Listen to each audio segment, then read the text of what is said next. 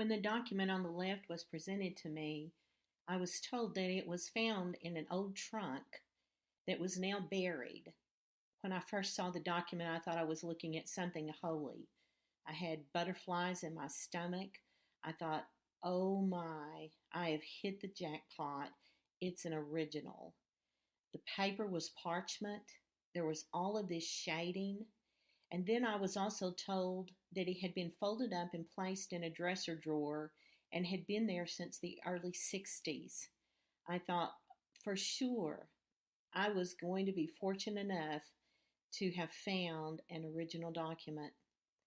However, that was just my first moments. I immediately grabbed the magnifying glass. I started going over the document and looking at it, and I was just so excited. I took copies of it. I took pictures of it.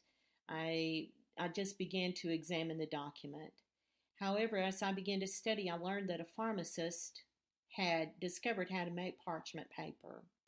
And by dropping some compound that he was preparing one night and arriving back at his desk the next day and finding it had created parchment paper on the paper it had spilled.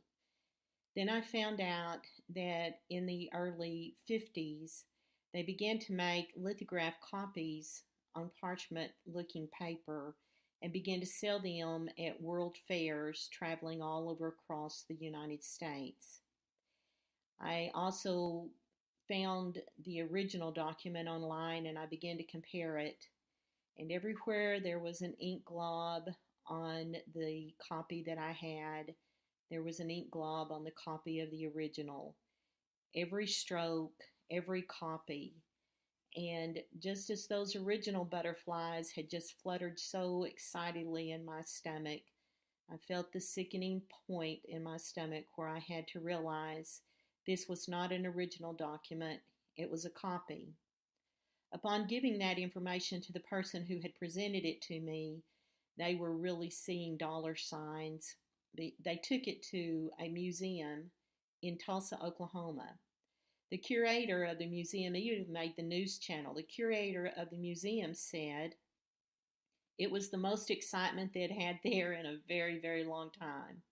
I knew just exactly what he felt like because I knew what I felt like when I first saw the document. But it was a copy, and it was not an original.